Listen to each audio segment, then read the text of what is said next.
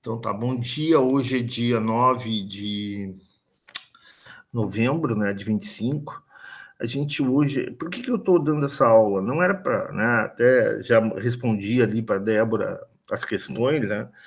Porque realmente essa parte na matéria é muito pesada. Vai ser a aula provavelmente mais pesada que nós vamos ter nessa cadeira de estatística, né? É um assunto bem pesado, mas então eu acho interessante gravar ele, porque assim vocês podem revisar com calma quando quiserem, né? E trabalharem com esse assunto, com esse tema. Bom, vamos lá, vamos começar aqui. Então a gente vai começar a falar do capítulo 8, que é distribuição de amostragem em intervalo de confiança para a média da população, tá? Então a primeira coisa ali, o 8.1, trabalha com estimação por ponto e amostragem. Eu não vou ficar lendo aqui, tá? Porque senão fica chato. Mas basicamente o que é? Como eu falei para vocês, né, seja por custo, né, por exemplo, é muito custoso. Você lembra que eu falei da questão das eleições? Né?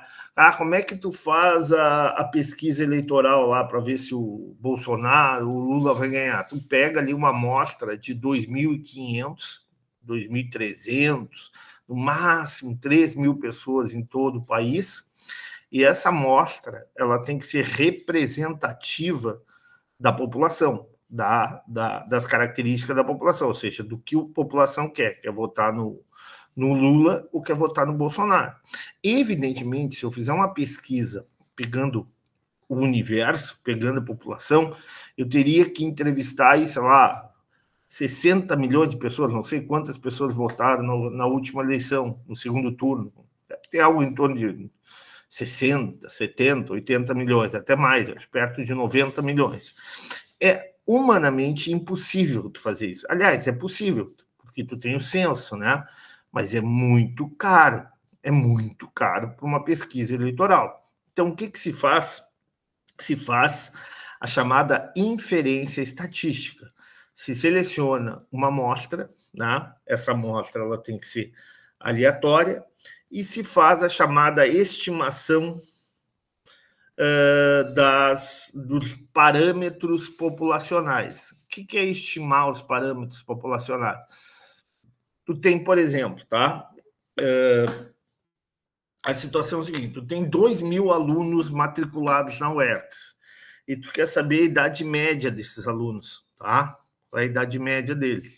Se tu pegar os dados dos 2.000 alunos, tu vai ter lá que a idade média dos alunos é 22, 23, 24 anos, ok? Bom, mas tu coletar 2.000 dados, além de ser custoso, leva muito tempo. Então, o que tu faz? Seleciona uma amostra. Né? Então, tu faz uma estimação. Então, tu faz uma estimação, seleciona lá dos 2.000 alunos da UERGS, seleciona 60, 70, e a partir desses dados, tu faz a chamada inferência estatística. Tu infere, a partir da amostra, as características da população, ou seja, tu infere e diz o seguinte: olha, com base nessa amostra aleatória, ao acaso, né, uma amostra não viesada, tu vai fazer o quê? Tu vai pegar e calcular a média amostral e o desvio padrão amostral. E falar o seguinte: olha, a média amostral e o desvio padrão amostral são representativos da média da população e do desvio padrão da população, ou seja, daquilo que é o parâmetro populacional de toda a população de alunos da UERGS. Então, para que a gente possa fazer isso, a gente tem que trabalhar com estimadores, né, não tendenciosos. O que é um estimador não tendencioso? É tu selecionar estimadores que não sejam viesados. Para que tu faça isso, a primeira coisa, talvez mais importante, é o processo de seleção amostral. Tu vai ter que selecionar uma amostra utilizando um método que seja não viesado. O método mais conhecido não viesado, o método mais conhecido não viesado, é, por exemplo, a chamada escolha amostral ao acaso. Por exemplo, tá? Botando para o mundo real aqui, todo mundo já jogou bingo, não jogou? Todo mundo já jogou, né? Rogério jogou, o Davi jogou, os demais também jogaram. Bom, e aí o que acontece? Quantas bolinhas tu tem no bingo ali? Tem 100 bolas, né? Tu tem do 00 ao 99. Então, tu tem 100 bolinhas. E aí tu tem que escolher, sei lá, 10, 12 bolinhas ao acaso, tá? Então, tu vai pegar e escolher ao acaso, né? 12 bolas ou 10 bolas daquele universo, daquela população de 100 bolinhas no jogo do bingo. Lembrando sempre, não pode ser, tem que ser uma escolha aleatória, né? Aquela história, você sabe, acho que eu já falei para vocês, né? Em jogo do bingo, né? Se tu quer que caia uma determinada bola, as pessoas botam a bolinha no freezer, né? A bolinha fica mais pesada, a probabilidade dessa bolinha cair, ser retirada, é maior do que as outras. A partir daí, tu tem um jogo viesado. No jogo viesado, tu tem um estimador tendencioso. Estimador tendencioso, ele não vai representar as características dos parâmetros populacionais, entendeu? É isso aí, tá? Tá entendido até aqui ou não?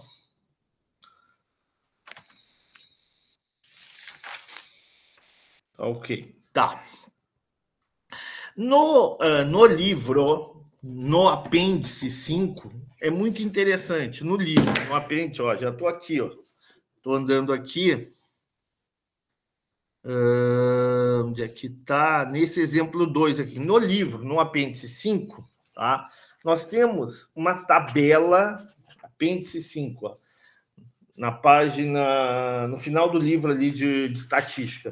Nós temos uma tabela de números aleatórios, tá? Então vamos ler ali o exemplo. Suponhamos que um auditor, né, queira escolher aleatoriamente 10 contas de um conjunto de 89. Então, o universo de contas lá do auditor, do contador, é 89 clientes, 89 contas, 89 balanços, tá? E ele quer escolher aleatoriamente 10 balanços, tá? Ele poderia simplesmente, seria uma situação, né? Ele colocar lá um papelzinho, né?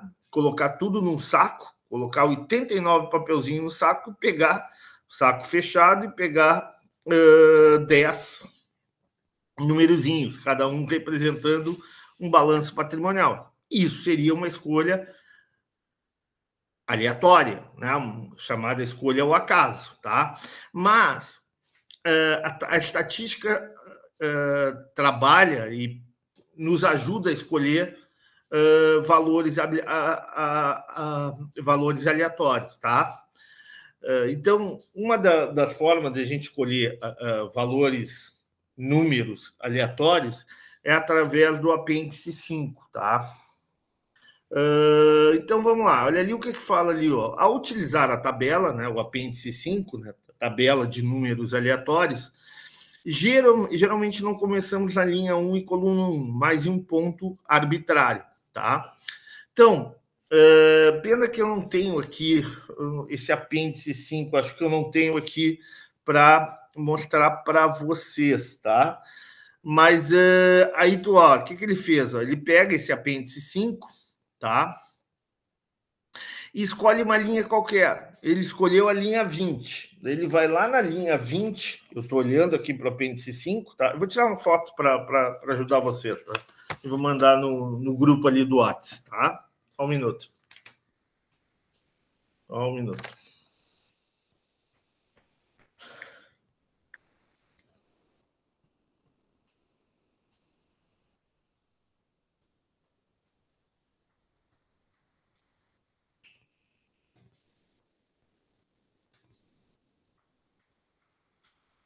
Tá, vamos lá.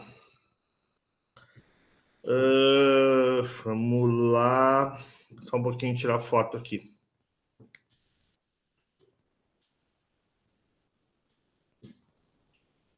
Onde é que tá? Onde é que o nosso grupo tá aqui? Tá. Tô tirando foto aqui. Onde é que tá a estatística?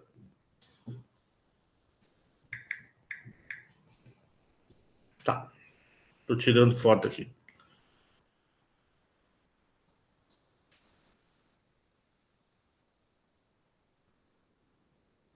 Mandei para vocês aqui, tá? Então, olha aqui, eu estou olhando aqui para o apêndice 5, tá? E vou lá na linha 20. Ó. Tem as primeiras 5 linhas, depois tem 10, a linha 20. Da linha 20, o que ele fala? Com a coluna 2, tá? Com a coluna 2, tá? Então, vou lá na linha 20, coluna 2. Aí começa o número 28, depois 33, depois 72, depois 09, depois 23, assim por diante. Aí eu seleciono aleatoriamente por essa tabela 12 números, né? Que é o que pede ali, não, desculpe, 12 não, 10 números, tá? Que é o que pede o exemplo, tá? Aí, por exemplo, deu dois números que eu selecionei que são maiores que 87, que são o 92 e o 96. Eu vou desconsiderar esses dois números e vou continuar selecionando mais dois. Aí, continuando no mesmo raciocínio, vai ser 62 e 84. Opa, aí eu fecho uma escolha aleatória. Então, a própria estatística faz uma tabela com valores aleatórios, tá? Bom, escolhido os valores aleatórios,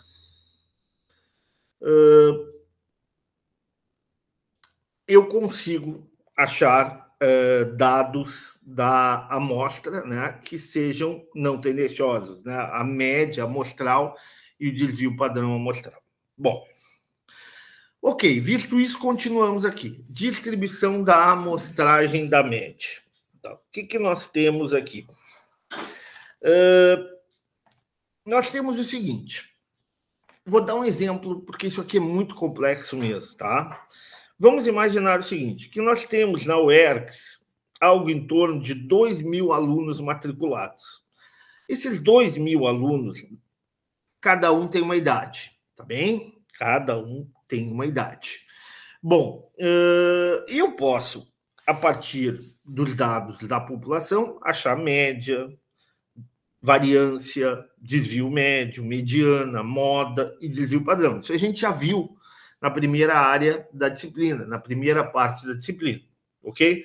Só que, como eu falei com vocês, tu pegar toda a população é muito custosa, é muito demorado né, e além de ser demorado, tem um custo envolvido na tabulação, na sistematização das informações. Então, o que eu vou fazer? Eu vou selecionar uma amostra, tá? Só que eu tenho que calcular agora, ver se vocês entendem, eu tenho que calcular a média das amostras. Poxa, professor, o que significa a média da amostra? Eu tenho 2.000 alunos, tá? Em vez de escolher apenas uma amostra, eu vou determinar assim, ó, eu vou pegar 40 amostras de 50 alunos dessa população, desse universo de alunos de 2.000. Então, o que eu vou fazer? Eu primeiro seleciono uma amostra de 50 alunos. Eu chamo isso de amostra 1. Depois, eu seleciono mais 50 alunos da amostra 2. Depois, eu seleciono mais 50 alunos da amostra 3. Assim, vou indo, até a 50ª seleção amostral. Então, agora eu tenho 40 amostras com 50 elementos, ou 50 alunos em cada uma delas. A partir dessa informação, eu posso calcular o que eu chamo de valor esperado da média amostral, ou valor esperado da média amostral, tá? Então, olhando aqui para a equação 8.1 e 8.2, eu estou passando aqui o mouse, ó, tá? Aqui para ficar mais claro. Vamos pegando aqui, ó, o mouse. Ó, pegando a equação, o que ela está me dizendo? Ela está me dizendo o seguinte, que o valor esperado da média amostral é igual à média populacional. Ou seja, se eu pegar, resumidamente, tá? Se eu pegar essas 40 amostras e fizer a média dessas 40 amostras, para cada uma dessas amostras eu fazer uma média da idade dos alunos, o valor esperado dessa média vai ser igual à média populacional. Repetindo, eu tenho 2.000 alunos, tá? Tenho 2.000 alunos matriculados. Ao invés de pegar o universo, eu escolho 40 amostras. Cada amostra vai ter 50 alunos. Para cada amostra, eu vou ter uma média. Para cada amostra, eu vou ter uma média. Tá? Eu pego cada uma dessas médias, somo elas e divido pelo número de amostras, que no caso é 40. E aí eu vou ter o chamado valor esperado da média amostral. Segundo a estatística, esse valor esperado da média amostral é igual à média populacional. Tá? Assim como dessa metodologia que eu fiz, desse cálculo que eu fiz, o desvio padrão da distribuição de frequência da média vai ser igual ao desvio padrão dividido por raiz de n. Tá? Então, utilizando esse método, tá? Eu sei que o valor esperado da média amostral é igual à média populacional e que o desvio padrão, tá? O desvio padrão da média amostral, ou também chamado erro padrão da média amostral, é igual a sigma, que é desvio padrão populacional, dividido por raiz de n. Bom, vamos entender o que é isso. Novamente, eu não tenho o desvio padrão populacional. Por que eu não tenho? Porque eu não vou pegar 2.000 alunos e trabalhar com 2.000 alunos, que é muito caro e leva muito tempo. Tá. Mas eu posso dizer o seguinte, se eu pegar essas amostras, tá? E fizer o cálculo da média, que a gente já fez, e depois fazer o cálculo do desvio padrão da média amostral, eu vou ter esse sigma x barra igual ao desvio padrão populacional, que eu não sei, dividido por raiz de n, que é o número ou o tamanho de cada amostra. Então, ó, olhando bem simples aqui. Ó. Tá, mas aí eu pergunto, quando o senhor pega 40 amostras de 50 alunos, tu não está pegando o universo de 2.000 alunos? Talvez não seja o melhor. Então, vamos pegar assim, em vez de pegar 40 amostras, eu pego... seria meio... Foi muito boa pergunta, Davi, porque não, sem sentido, que daria o mesmo trabalho, né? Perfeito. Pois é isso que eu estava pensando. Mas tu não vai pegar 40 amostras, tu vai pegar 10 amostras de 20 alunos. Ou 15 amostras de, sei lá, 25 alunos, no máximo. Entendeu? Porque, na verdade, assim, tu tem 20.000 alunos. Aí não, tem 2.000 alunos. Tem 2.000 alunos. Tudo bem, tu tem 2.000. Aí não faria muito sentido. Então, na verdade, tu quer dizer que tu vai diminuir os grupinhos para poder fazer a média e daí descobrir a média desses grupinhos, que vai ser a média do grupo todo. Isso, exatamente. Tu vai assumir que essa média desses grupinhos, desse subconjunto, que é a amostra, ela vai ser um estimador não tendencioso da média populacional que tu não quis calcular porque dá muito trabalho. Entendi, sim. Em vez de mexer com todo o grupo, tu pega mas concordo contigo, o meu exemplo não foi melhor, porque 5 vezes 40 dá 2.000. Então, tu está fazendo trabalho de português. Perfeito. Ou seja, não tem sentido. Primeiro, ou o tamanho de amostra, ou o tamanho da amostra muito grande, 50, ou o número de vezes coletar também a amostra, ou as duas coisas, né? Tu pode coletar, em vez de coletar 40 vezes, coleta 20. Em vez de selecionar 50 elementos em cada amostra, seleciona 30. Aí já é mais razoável. Entenderam? Tá claro? Tranquilo. Oi? Tranquilo, vamos lá. É complexo aqui, isso aqui não é fácil. Eu reconheço que não é fácil. Olha, eu dou aula já faz algum tempo e toda vez que eu tenho que dar aula, todo semestre, eu tenho que revisar isso, porque é um conceito difícil de consolidar na cabeça da gente, é muita abstração, entendeu? E no caso da 8.2, eu estou dizendo o seguinte: olha, eu não tenho desvio, eu não tenho. Se eu não trabalhei com a população, eu também não tenho desvio padrão populacional. Eu não tenho sigmazinho ali no numerador do 8.2. Eu vou calcular o desvio padrão da média amostral, né?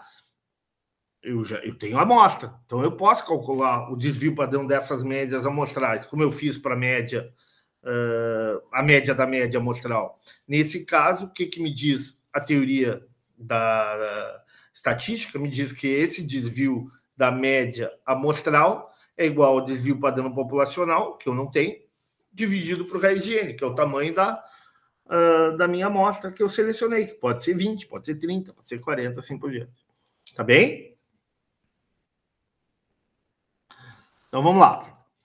Suponha, exemplo 3, suponha, tá, que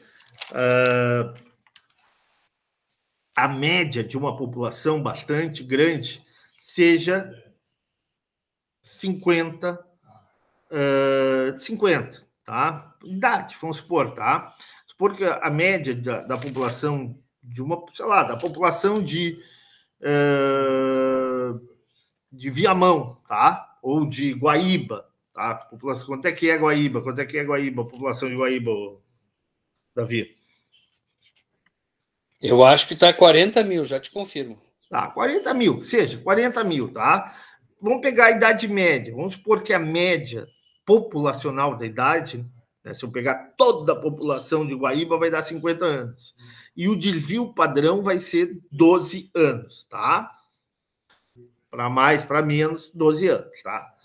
Determine a distribuição da amostragem das médias das amostras de tamanho n igual a 36 em termos de valor esperado e de erro padrão da distribuição da seguinte forma.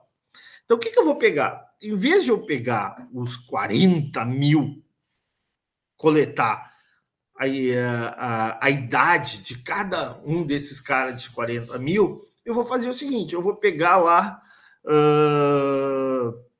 30 amostras, por exemplo, cada amostra com 36 cidadãos de Guaíba escolhidos aleatoriamente, tá bem?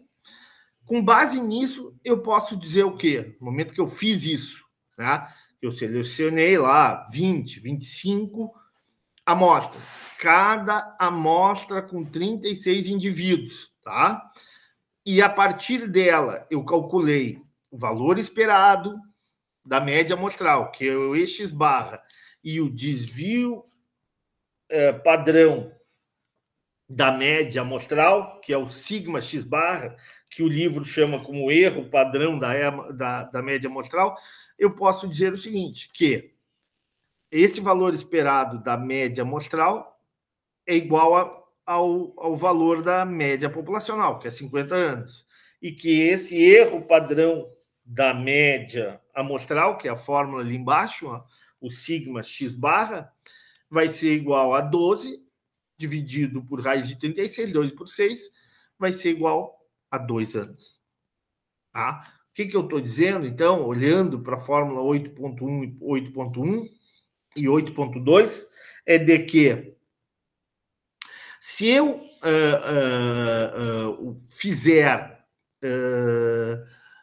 tiver esse cuidado de escolher corretamente, aleatoriamente, né, várias amostras, né, e fizer a média amostral dessas amostras, né, pegar cada uma dessas amostras, calcular a média e o desvio padrão, calcular a média e o desvio padrão para a amostra 2, calcular a média e o desvio padrão para a amostra 3, e assim sucessivamente, tá? E depois calcular o valor esperado da média amostral, eu posso dizer que ela é igual à média populacional e que o erro padrão da média amostral é igual ao desvio padrão da população lá dos 40 mil dividido por raiz de N. Tá? Bom, visto 8.1 e 8.2, vamos para o 8.3. Bah, professor, essa fórmula é complicada. Mais ou menos, tá? Olhem para 8.2 e olhem para 8.3, tá? Na verdade, quando é que eu vou usar 8.2 e quando é que eu vou usar a 8.3? Tem uma regra de bolo aqui, tá? Quando, vamos supor aqui, tá?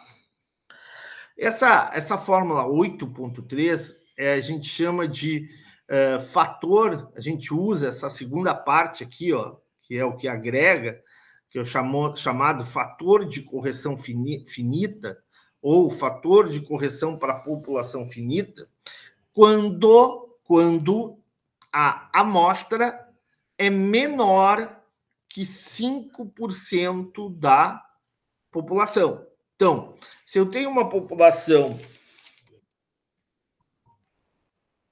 tá? Se eu tenho uma população, ao contrário, melhor dizendo, tá? Se eu tenho uma população, por exemplo, de 100 alunos, tá? E tenho uma amostra de 15 alunos, ela é maior ou menor que 5%? De novo, Ela é menor. ela é menor que 5%. Se ela for menor que 5%, não, vamos de novo. Tá, para aí. Eu tenho uma população de 100, tá? E faço uma amostra de 15 alunos. Ela é maior ou menor que 5%? Tu tem 100 alunos. E eu escolho 15 alunos. Ela é maior que 5. Ela é maior que 5%, tá? Se ela é maior que 5%, tá? Eu vou aplicar o fator de correção. Eu vou usar a fórmula 8.3, que é desvio padrão, o erro padrão da média amostral, que é igual a desvio padrão dividido por raiz de n, raiz quadrada de n menos n dividido por n menos 1. Então, vou repetir. Regra de bolo, tá? Eu chamo isso de regra de bolo. Quando é que eu vou aplicar essa regra de bolo? Quando é que eu vou usar a fórmula 8.3? Tá? Quando a amostra for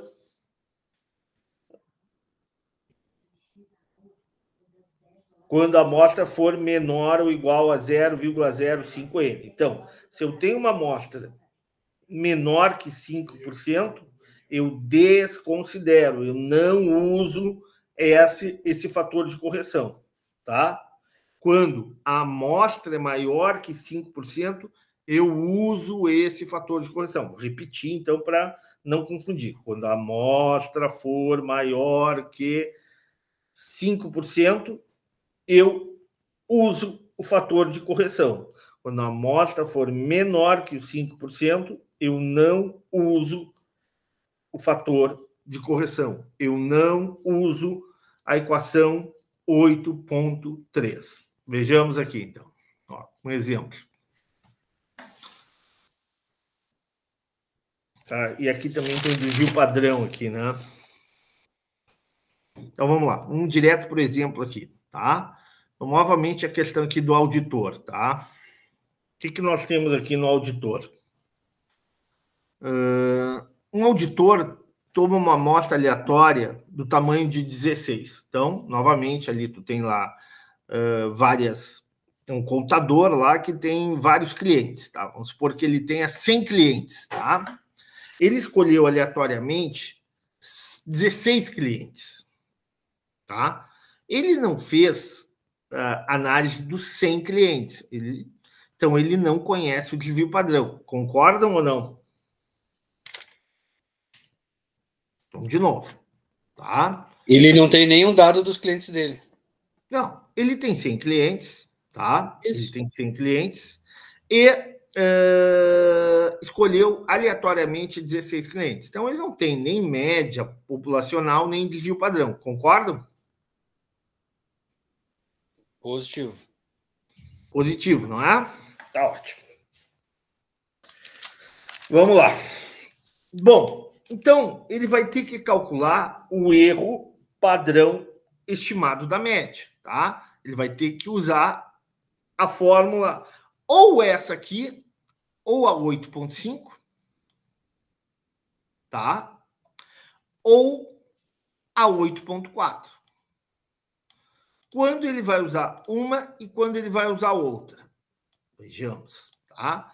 O que a gente falou da regra de bolo? Vamos lá. Vamos fazer 100, tá? 5% de 100, quanto é que é? 5% de 100. Nós temos 100 quanto? 5. 5. Qual é o tamanho da amostra? 16. 16 é maior ou menor que 5? Maior. Maior, né? Então, nesse caso, eu tenho que usar o fator de correção finita. Eu não vou usar a fórmula 8,4. Eu vou usar a fórmula 8,5. Vamos de novo. Eu tenho 100 clientes. Eu selecionei uma amostra de 16. 16 é maior que 5%. Como o tamanho da amostra é maior que 5%, eu vou usar a fórmula 8,5 ao invés de usar a fórmula 8,4. Por quê? Porque o que diz a estatística diz que quando a amostra for maior que 5%, quando a amostra for maior que 5%, eu uso o fator de correção para a população finita. Tá? Então, tá, deixa eu entender. Então, a diferença entre a 8.3 e a 8.5 é que na 8.3 tu conhece o desvio padrão. E na a 8.3 8,3 e a 8,5 é a mesma coisa. Ah, não. Tá, a diferença... Boa. A diferença da 8,3 para 8,5 é que eu conheço o desvio padrão, tá? Tá. E no caso aqui, observe o seguinte, basicamente, da 8,3 para 8,5 é que aqui eu tenho sigma, não tenho? Isso. Que é desvio padrão populacional. E aqui o S, que é o desvio padrão amostral. Basicamente, essa é a diferença. Tá? O SX barra é o estimador não tendencioso do desvio padrão populacional. Então, é o seguinte, a diferença básica, o que eu tenho aqui? Nesse exemplo, eu tenho o desvio padrão populacional conhecido. Tá? Mas por que eu usei essa fórmula aqui? Porque 36 é maior... Qual é o tamanho da população aqui? Vamos ver... O tamanho... Aqui não fala, né? O tamanho da população, mas provavelmente 36 é maior que 5%. Eu usei essa fórmula.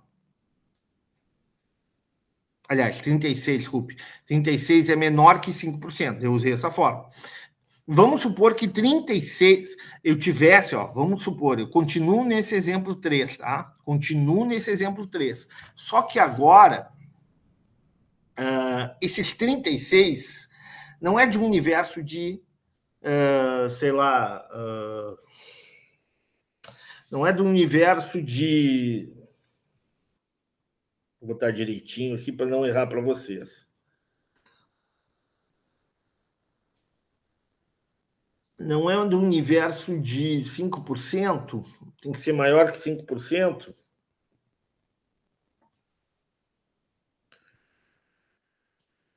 Vamos supor que esses 36 não é de um universo de 1.000 alunos.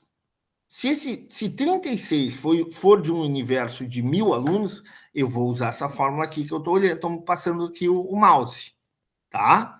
Que é menos de 5%. Agora, se esses 36 for de um universo de 100 alunos, é maior que 5% o tamanho da amostra. 36% em relação à população.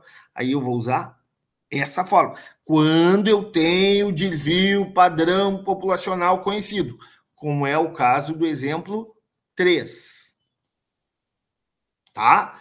Mas se eu não tiver o desvio padrão populacional conhecido, aí eu vou usar, que é a mesma coisa, a única, essa aqui, 8.4, não é muito semelhante a 8.2? Sim ou não? A 8. Ela é igual. A única coisa igual. que me chamou a atenção é que tem o Szinho lá. Que é o estimador da média amostral, do desvio padrão amostral. A média, o estimador do desvio. Estimador não tendencioso do desvio padrão amostral. Toda vez que eu tenho S, eu estou falando em amostra. Toda vez que eu falo em sigma, eu estou falando de desvio padrão populacional. Então, o Szinho, está me dizendo o seguinte: eu não tenho a informação sobre o desvio padrão populacional. Então, eu vou usar o Szinho.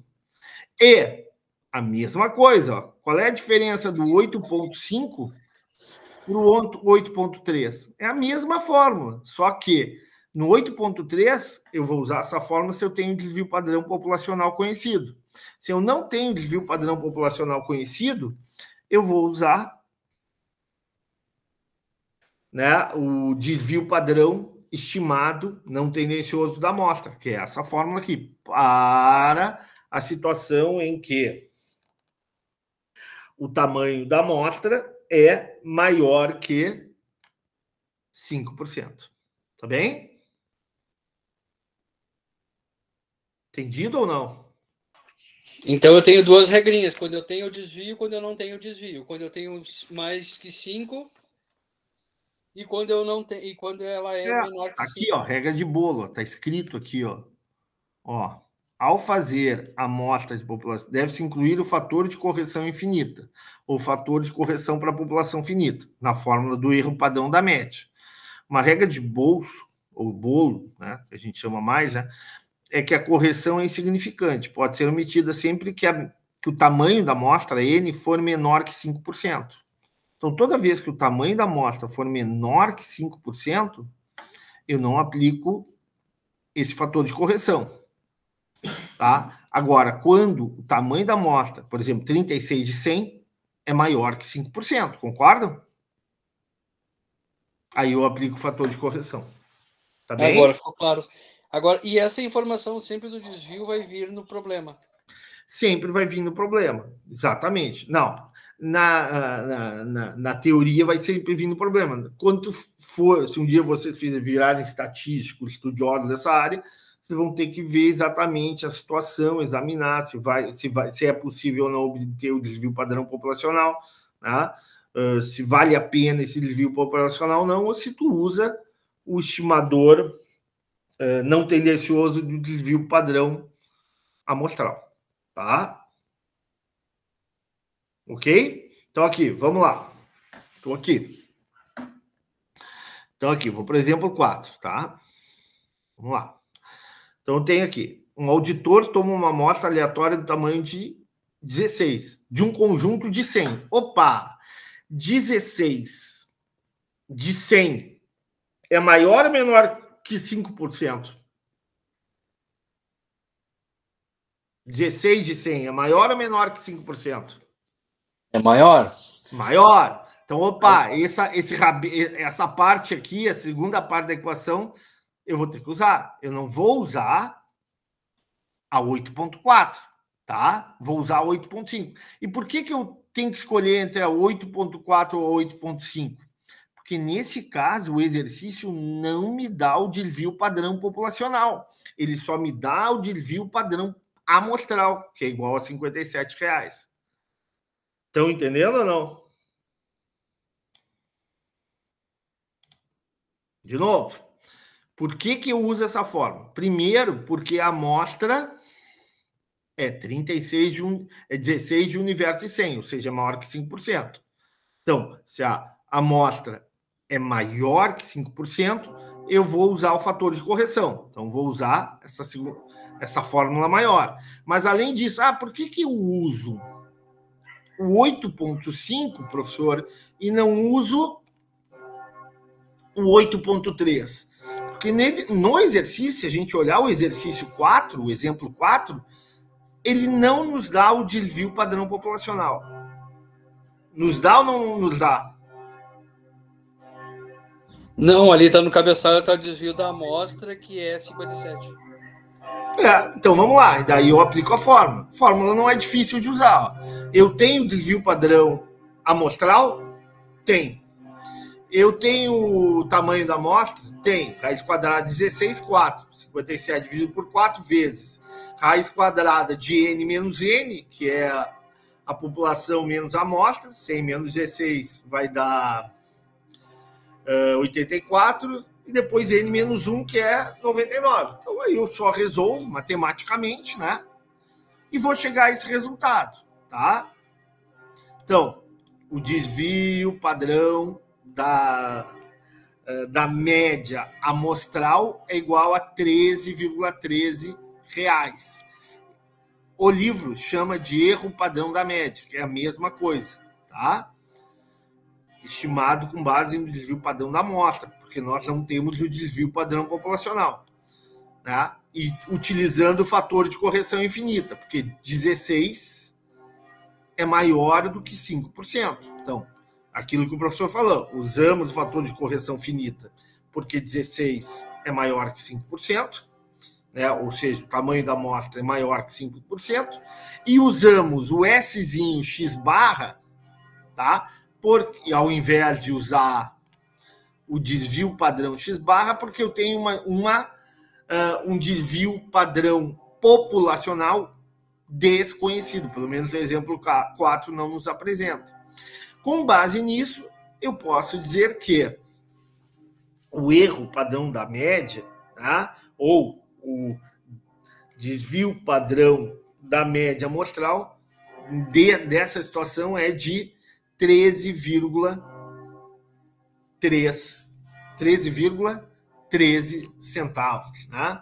Bom, professor, mas o que é isso, professor? O que significa esse 13,13? Vamos lá. Eu tenho ali uma amostra lá de 100 contas, tá? E eu escolho, ao invés de pegar 100 contas, eu pego lá, em vez de pegar todo o universo de 100 contas, eu pego três amostras com 16 contas, tá? Para cada uma dessas amostras, eu vou calcular uma média, tá? E vou calcular um desvio padrão, tá bom? Vou calcular uma média e vou calcular um desvio padrão, tá? Bom, com base nisso, eu vou calcular o estimador da média amostral, o desvio padrão ou o erro padrão estimado da média amostral, que é esse SX barra, porque eu não tenho desvio padrão populacional. E esses 13,13 significam, selecionando essas 3 amostras, tá? Eu selecionei, tá? O desvio padrão em torno da média é de 13,13 reais. O que ele me diz? Me diz o seguinte, olha, eu não tenho clientes muito diferentes, tá? A maior parte dos meus clientes tem, por exemplo, se eu sou contador, se eu sou auditor lá, né? Provavelmente eu tenho lá meu escritório de contabilidade, o perfil dos clientes que ingressam no meu escritório de contabilidade, um perfil, sei lá, de clientes de empresas de médio porte ou empresas de pequeno porte, né? Eu não tenho situações onde eu tenho empresas de grande porte, né? E empresas de pequeno porte. Eu tenho um perfil mais ou menos homogêneo dos meus clientes, tá? Bom, continuando. É difícil. Essa matéria, como eu disse para vocês, ela é muito pesada. Por isso que eu estou dando para vocês e por isso que eu estou gravando, para que vocês possam, quando estiverem com calma, examinarem, escutarem novamente, várias vezes, para tentar entender. Claro, e ler esse capítulo, pelo menos essa parte introdutória. Esse aqui, eu posso garantir para vocês que é a parte mais difícil da matéria. Bom, então o que a gente fez? A gente calculou o erro padrão estimado da média, tá? Da média amostral, né? Ou seja, nós calculamos o SX bar, tá? Por quê? Porque eu não tinha o desvio padrão populacional, tá? E por que ele é importante? Porque ele é base, tá? Para o cálculo de inferência estatística, tá? Quando temos, né, uma população com média de desvio padrão populacional desconhecido. A partir, tá, dessa informação, se elaborou o chamado teorema do limite central. O que é esse teorema do limite central? A questão é o seguinte: à medida em que eu aumento o tamanho da amostra, a distribuição da amostragem da média se aproxima de uma forma de distribuição normal, qualquer que seja a forma de distribuição da população. Na prática, a distribuição de amostragem da média pode ser considerada como aproximadamente normal sempre que o tamanho da amostra for maior ou igual a 30. Vamos lá, o que significa isso? Como eu falei para vocês, nós temos vários tipos de distribuição de probabilidade. Tá? Nós temos a distribuição normal, que é a mais convencional, a mais utilizada. Aula que vem nós vamos trabalhar com a distribuição T de student, que eu falei para vocês. Depois tem a distribuição Q quadrada. Depois tem outros tipos de distribuições de frequência. Tá? Só que todo estatístico ele quer trabalhar com a distribuição que é mais fácil, não diria mais fácil, né? Que ocorre na maioria dos eventos, que é a chamada distribuição normal, que nós já estamos aprendendo, tá? Bom, a partir de diversos estudos, tá? Se percebeu o quê? Sempre que eu trabalhar com uma amostra maior ou igual a 30, eu posso usar a distribuição normal de probabilidade associada ao erro padrão da média, associada a esse aqui, ó, associada a esse SX barra, tá? Além disso, tá? Se a população for normalmente distribuída e sendo o desvio padrão populacional conhecido, a distribuição normal pode ser usada em inferência estatística também em amostras pequenas. Então, vamos lá. Se N, ó, novamente, outra regra aqui, que eu estou tentando traduzir para vocês. Se eu tiver uma amostra que eu chamo de grande, com N maior ou igual a 30, nós podemos usar a distribuição normal de probabilidade associada ao erro padrão da média, ou, como eu chamo, o desvio padrão estimado da média amostral. Quando eu não tenho uma amostra maior que 30, por exemplo, tem uma amostra do tamanho 26, uma amostra do tamanho 24, e eu não considero ela grande, tá? Ainda assim, a distribuição normal poderá ser usada em inferência se o desvio padrão populacional for conhecido, tá? Então, quando é que eu posso usar a distribuição normal de probabilidade, que é a distribuição mais conhecida, mais utilizada, né, mais característica de diversos eventos? Por exemplo, eu falei para vocês, a gente falou da idade da população, tem uma distribuição normal. A gente falou do tempo, temperatura de uma cidade, tem uma distribuição normal. O peso das pessoas tem uma distribuição normal, por aí vai, tá? A maior parte dos eventos que nós estudamos tem uma distribuição normal. Mas o que ele está dizendo? O que o teorema do limite central está dizendo? Porque eu estou repetindo. Está dizendo o seguinte: se eu tenho uma amostra grande de 30, maior ou igual a 30, eu posso usar essa distribuição normal associada ao erro padrão da média, ou seja, associada a SX barra, tá? Associada a um cálculo onde eu tenho ou não tenho o conhecimento do desvio padrão populacional. Porém, tem outra caso. Vamos supor que eu tenha conhecimento do desvio padrão populacional. Aí eu posso usar a distribuição normal de probabilidade, mesmo quando eu tenho uma amostra, entre aspas, pequena. Ou seja, uma amostra de 27, 28, 15, 16. Mesmo assim, eu posso usar a distribuição normal. Por quê? porque na inferência estatística, em amostra pequena, eu posso usar distribuição normal desde que o desvio padrão populacional for conhecido. Bom, vamos lá. Bom, continuamos. Exemplo 5. Novamente, tá? Vamos pegar aqui...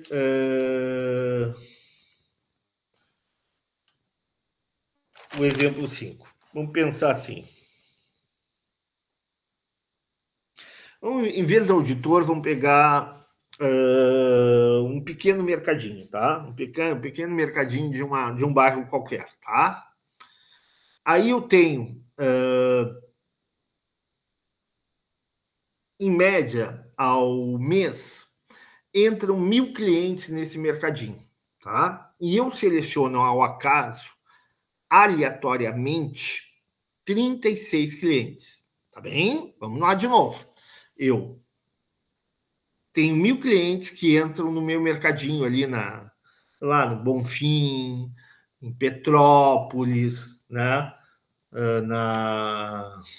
No Partenon, assim por diante.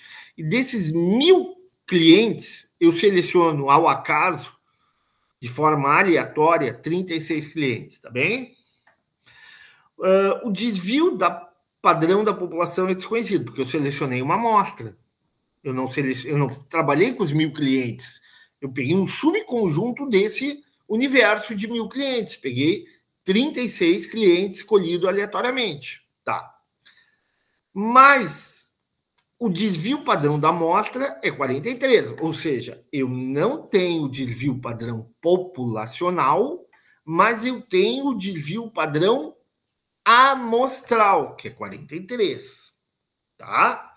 Se o verdadeiro valor da média populacional de contas a receber é 260, vamos supor que eu tenho essa informação. Né? Eu tenho o valor da média populacional de contas a receber é 260, ou seja, em média, um cliente que entra nesse mercado lá, no Partenon, gasta em torno de 260 reais. Qual a probabilidade que a média da amostra, a média amostral, seja menor ou igual a 250? Então, o que a gente vai fazer? A gente vai pegar e assumir primeiro aquela história. Isso aqui. Puxa, professor, o que significa isso? Por que eu estou assumindo que X barra é igual a mim? Por que eu estou assumindo que o valor esperado da média amostral é igual à média populacional, que é igual a 260 reais? Opa, vamos lá. Já falei para vocês. O que é o valor esperado da média amostral? Eu pego... vamos supor aí, 5 amostras, tá? 5 amostras com 36 clientes em cada amostra. É bem menor que a população, concorda? 5 vezes 30, aí vai dar algo em torno de 180 clientes, ao invés de 1.000. Tem lógica. Aí eu peguei essas 5 amostras e para cada uma dessas amostras com 36 clientes, eu calculei a média. Aí eu tenho a média para a amostra 1, eu tenho para a média da amostra 2, eu tenho a média da amostra 3, eu tenho a média da amostra 4, eu tenho a média da amostra 5. Tenho 5 valores. Vou dividir por 5. Eu tenho a média da média amostral. Opa, a média da média amostral, na estatística, o que me diz? Que o valor esperado da média amostral é igual à média populacional, que é igual a 260. Resolvida essa primeira parte. Agora vamos para lá. Vamos para o outro aqui. Eu não tenho desvio padrão. Ele é desconhecido. Tá? Então eu vou ter que usar SX barra. Ah, mas professor, por que o senhor usou SX barra S raiz de N? Vamos lá. Porque eu estou com uma amostra de 36. 36 de 1.000 é maior ou menor que 5%? 36 é menor. Se é menor que 5%, eu não uso o fator de correção. E por que eu usei SX barra? Porque eu tenho desvio padrão populacional desconhecido. Pronto, agora é só usar S, que eu tenho, que é o desvio padrão amostral, dividido pelo tamanho da amostra, 6. E chego o erro padrão ou desvio padrão da amostra, tá? Da amostra na média amostral igual a 7,17 reais, assim como aqui em cima é 260 reais, tá? Pronto. Mas o que o exercício está me pedindo? Tá? Isso aqui a gente calculou, tá? O exercício está te pedindo qual a probabilidade de que a média da amostra seja menor ou igual a 250. Aí a gente tem que lembrar lá do exercício do capítulo, desculpe, do capítulo 7. Aí eu vou aplicar o quê? Opa! N é igual a 36. Opa! N é maior que 30, não é isso? Se N é maior que 30, eu vou aplicar o teorema do limite central, que diz o seguinte: na prática, a distribuição de amostragem da média pode ser considerado como aproximadamente normal sempre que o tamanho da amostra for maior que 30. Tá? Opa! Eu tenho uma amostra chamada grande. Então, eu posso usar a distribuição de normal de probabilidade associada ao erro padrão da média. Opa! Vou usar. Então, eu já posso usar. Sei que eu posso usar a distribuição normal. Então, vou aplicar essa formulazinha aqui que a gente tem aqui, ó, que a gente usou na aula passada, que é Z x barra menos mi. Só que aqui, ó, no denominador, ao invés de usar sigma, que a gente não tem o sigma, a gente vai usar o SX barra. Por quê? Porque o SX barra ele vai ser um estimador não tendencioso do desvio padrão populacional, tá? Então, eu vou assumir que ele representa muito bem o desvio padrão populacional. Então, ao invés de botar aqui embaixo que eu usava no capítulo 7, o desvio padrão populacional, eu vou usar o SX barra que eu calculei agora aqui em cima, que é 7,17. Bom, o resto é só cálculo. Até o resto é só cálculo. Vamos lá. Aí, o que eu tenho aqui? Eu tenho a média amostral? Tenho, tá? Ó, aqui, ó. Tenho a média amostral, 250. Se ela tem uma distribuição normal, a média amostral vai ser 250, que a gente viu, menos 260, que é a média populacional, que eu também tenho, dividido por SX barra. Cálculo, opa, 1,39. Vou lá na tabela da distribuição normal de probabilidade. 1,39 vai dar 0,417, tá? O problema que ele quer, como a gente já viu, ele quer uma probabilidade que seja menor que 250. Aí eu tenho que tirar. Ela não é bicaudal, essa distribuição é metade, é 0,5. Eu tenho que tirar 50%. Tirei 50% menos 0,4177 vai dar 8,23%. Ou seja, a probabilidade, tá? A probabilidade de que,